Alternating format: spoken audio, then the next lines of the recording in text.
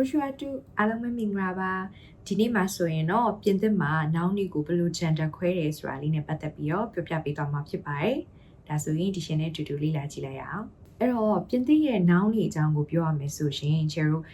gender ပေါ့နော်ဆိုတော့ gender ခွဲတယ်ဆိုတာကဒါဘာသာစကားတိုင်းမှာတော့ gender ခွဲကြတယ်ဒါပေမဲ့ပုံမှန်အဖြစ်ကတော့ဒါတက်ရှိတွေကို gender ခွဲကြတယ်เนาะအထီးအမရှိရဆိုတာတက်ရှိမှာပဲရှိကြတာမျိုးဒါပေမဲ့ပြင်သစ်ကျတော့အဲ့လိုမဟုတ်တော့သူကတက်မဲ့တွေကိုပါ gender ခွဲလိုက်တယ်အဲ့တော့တက်မဲ့တွေကို gender ခွဲတဲ့အခါမှာဒီရှယ်တို့က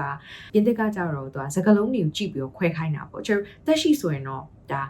ယောက်ျားလေးမိန်းကလေးအထီးအမဒါကိုကြည့်ပြီးတော့ကျတို့က gender ခွဲလိုက်လို့ရပြီမယ်တက်မဲ့တွေကိုကြတော့ကျတို့ဥမာ table စပွဲကျတို့တွားပြီးတော့ gender ခွဲလို့မရတော့အဲ့လိုမျိုးတွေဆိုရှင်ပြင်သစ်ကစကားလုံးတွေကိုကြည့်ပြီးတော့သူကgender ခွဲခိုင်းလိုက်တယ်ပေါ့နော်အဲ့တော့အခုကျတို့ပြင်သစ်မှာ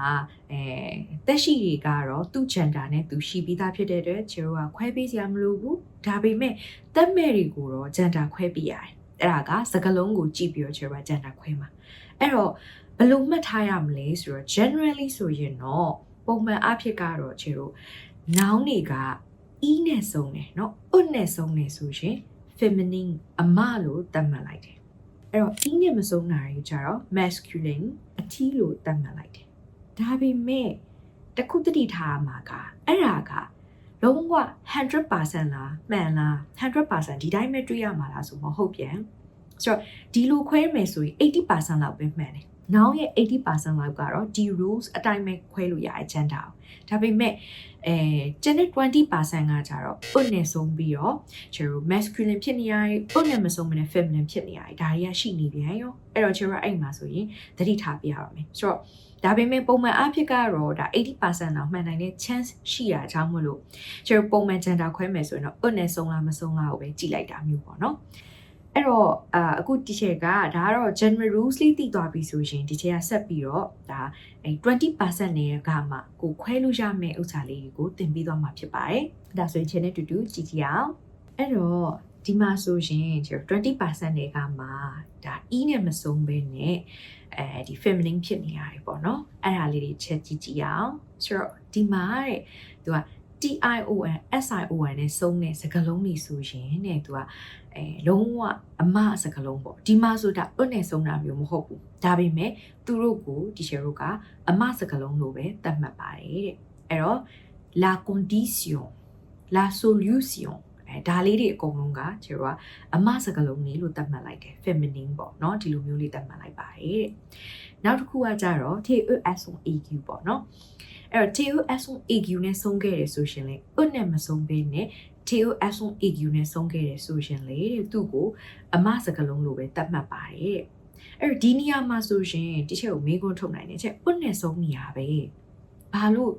နော်တကူးတခါကြီးမှတ်နေရတာလဲဆိုတာမျိုးဒါပေမဲ့ဒီနေရာမှာကျတော့ချေက ut နဲ့ဆုံးတယ်လို့ပြောတဲ့နေရာမှာ तू ကလုံးဝဘာ s ဆုံးမှမပါဘဲနဲ့ ut နဲ့ဆုံးတာကိုပြောချင်တာအဲ့တော့အခုဒီမှာဆိုရင်ကျတော့ s ဆုံး AQ ပါနေရဖြစ်တဲ့အတွက်ကြောင့်မို့ချေကသူ့ကိုချွင်းချက်ထဲမှာထည့်မှတ်လိုက်ရတာပုံမှန်ဆိုရင် तू ကဒါ masculine ဖြစ်နေမှာเนาะအဲ့တော့အခုဒီမှာကျတော့ TES ဆုံး AQ ကတော့ feminine ပါလို့ပြောထားတာဖြစ်တဲ့အတွက်ချေကအမအုပ်စုတွေကိုထည့်ပြီးတော့မှတ်လိုက်ရတဲ့သဘောပေါ့အဲ့တော့ဒီမှာဆိုရှင်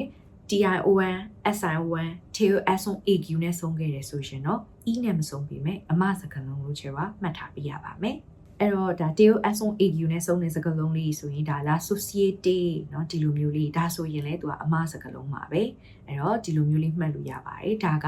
အမစကားလုံးလေးပေါ့နောက်တစ်ခုအထီးတွေ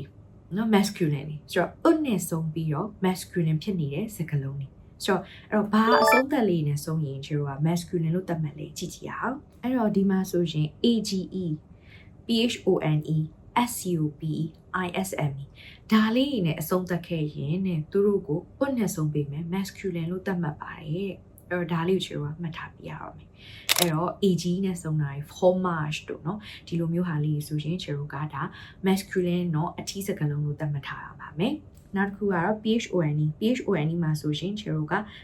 le téléphone ဒီလိုမျိုးလေး le téléphone နောက် SUP ဆိုရှင်ဒီမှာ le microscope နောက် ISME ဆိုရင် le le réalisme ဒီလိုမျိုးတွေပေါ့ဒီစကားလုံးလေးတွေဆိုရင်တော့ကျတို့ကသူ့ကိုဥနဲ့ဆုံးပြီးမယ် masculine noun လို့သတ်မှတ်ပြရပါမယ်တဲ့ဆိုတော့ဒါလေးကလည်းသတိထားမယ်ချက်ပေါ့နော်ပြီးတော့နောက်တစ်ခုရှိတာကကြတော့အခုဒီမှာဆိုကျတို့ AGE က E နဲ့ဆုံးပြီးမယ် masculine noun เนาะဒါပေမဲ့သူ့မှာ twin ချက်ရှိတယ်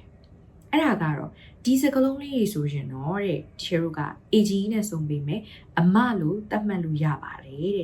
တဲ့အဲ့ဒါလေးတွေကတော့ la page la cage la page la mage la nage l'image အဲ့တော့ဒီစကားလုံးလေးတွေကိုတွေ့ခဲ့ရင်တော့ AGE နဲ့ဆုံးပြီးမယ်အမစကားလုံးလို့မှတ်ထားရပါမယ်နောက်တစ်ခုအဲ့ဒါကတော့ TOS-EQ TOS-EQ ကလည်း AG လို့ပဲပုံမှန်ဆို TOS-EQ နဲ့ဆုံးရင်ဒါကျတော့အမစကားလုံးလို့သတ်မှတ်တာဒါပေမဲ့လေတဲ့ TOS-EQ နဲ့ဆုံးပြီးတော့ဒီစကားလုံးလေးတွေဆိုရင်တော့အထီးလို့ပဲသတ်မှတ်ပြရပါတယ်တဲ့အဲ့တော့အဲ့ဒါလေးကတော့ le côté l'été le comité le député le pâté ဒီလိုမျိုးလေးမှတ်ပြရပါမယ်အဲ့တော့ဒီစကားလုံးလေးတွေတွေ့ခဲ့ရဆိုရင်တော့သူတို့က TOS-EQ နဲ့ဆုံးပြီးမယ်သူတို့ကအမစကားလုံးမဟုတ်ဘဲနဲ့ masculine noun အထီးစကားလုံးဖြစ်မယ်ဆိုတာလေးကိုမှတ်ထားပြရပါမယ်ဆိုတော့အခုသင်သွားတဲ့ဥစ္စာလေးကကြတော့ဒါ 20% နဲ့မှာပါတဲ့ကျတော့ irregular တွေကမှတ်လို့ရတဲ့ဥစ္စာလေးချက်ပြပြပေးသွားတာပေါ့နော်ဆိုတော့မှတ်လို့မရတဲ့ဥစ္စာတွေကလည်းရှိသေးတယ်အဲ့ဒါတွေကြတော့ကျတို့ကnoun တွေကိုစကြက်တဲ့ကသူတို့ရဲ့ gender နဲ့တွဲချက်ပေးတာအကောင်းဆုံးပဲအဲ့တော့ဥပမာဆိုရင် the house la maison အဲ့တော့ဒီနေရာမှာဆိုရင် maison ဥနဲ့မဆုံးဒါမှမဟုတ်သူကအမစကားလုံး now the tree l'arbre